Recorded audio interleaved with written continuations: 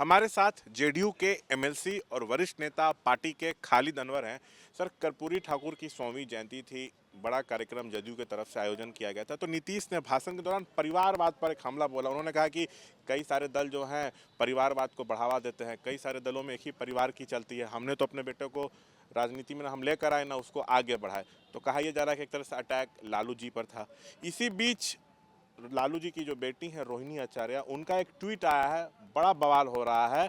और ट्वीट में उन्होंने जो चीज़ें लिखी हैं वो बहुत चौंकाने वाली हैं। और बीजेपी कह रही है कि तो नीतीश जी पे सीधा हमला है।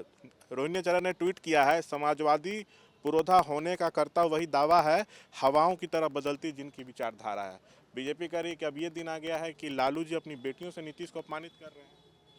देखिए, जनता दल यूनाइटेड के राष्ट्रीय अध्यक्ष श्री नीतीश कुमार जी ने कर्पूरी जी की विचारधारा को बताया, और बताया नहीं बल्कि उन्होंने ये कहा कि जिस तरह कर्पूरी जी ने अपने परिवार को आगे नहीं बढ़ाया, उस तरह मैंने भी अपने परिवार को आगे नहीं बढ़ाया।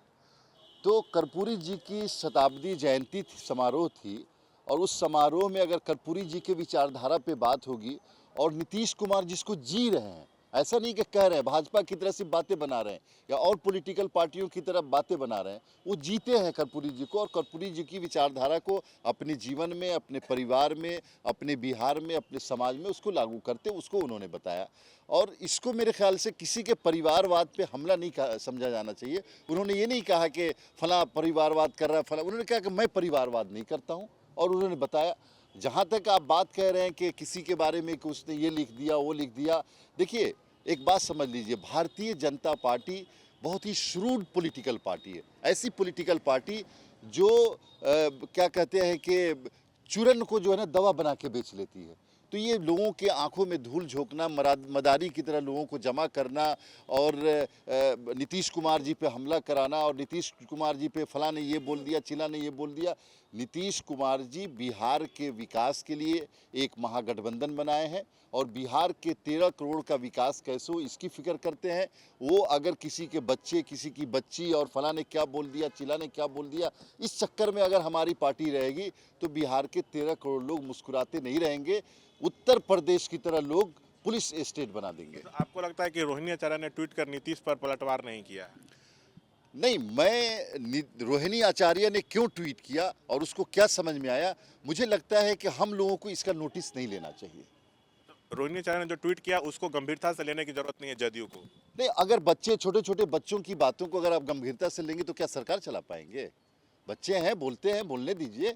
लेकिन हम कर्पूरी जी की विचारधारा को जीते हैं, लागू करते हैं, और नीतीश कुमार ने उसको अपने जीवन में भी उतारा है, अपने परिवार में भी उतारा है, और परिवारवाद का उन्होंने अपने यहाँ से खात्मा किया। जो लोग कर रहे हैं करें। अच्छा सर, क्या नीतीश कुछ बड़ा फैसला भी ले सकता है? आखिर नीतीश के मन में चल क्या रहा है, ये बड़ा सवाल है।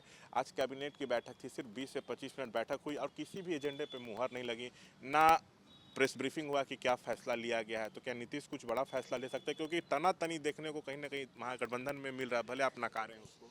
देखिए, नीतीश कुमार हमेशा बड़े फैसले लेते हैं। कभी आपको समझ में आता है, हमको समझ में आता है वो फैसला बड़ा है या छोटा है।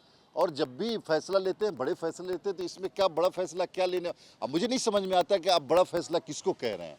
अगर आप बड़ा फैसला इसको कह रहे हैं कि भारतीय जनता पार्टी को 2024 में उखाड़ देंगे तो बड़ा फैसला है, नीतीश कुमार ने ले लिया है। अगर आप बड़ा फैसला इसको कहते हैं कि भारतीय जनता पार्टी को आने नहीं देना है तो ले चुके हैं हम लोग फैसला। अगर बड़ा फैसला इसको समझते हैं कि महागठबंधन बहुत मजबूत है और एकजुट रहेगा तो है। बीजेपी के साथ जाने का कोई संभावना? ये पूछिए बीजेपी के जाने के साथ। देखिए, हम किसी ऐसी पॉलिटिकल पार्टी के साथ नहीं जाएंगे जो पिछड़ों, अति पिछड़ों, दलितों और गरीब स्वर्णों का विरोध करती हो, गरीबों के पूंजी को, अमीरों को जमा करती हो। ऐसी अगर क्या भारतीय जनता पार्टी ने अपने आप को बदल लिया है? क्या भारतीय जनता पार्टी किसानों पर अत्याचार नहीं कर रही है? बदले भारतीय जनता पार्टी, अपने आप को बदल के दिखाए पहले जनता के बीच में, फिर हम लोग सोचेंगे। तो ये थे तमाम मसलों पर बातचीत करते हुए खालिद अनवर, जो अपनी तीखी प्रतिक्रिया के लिए जाने जाते हैं और उसी तरह की बात भी कह रहे हैं। कैमरा पर्सन विशाल राय के साथ शशांक कुमार, एबीपी न्यूज़, पटना।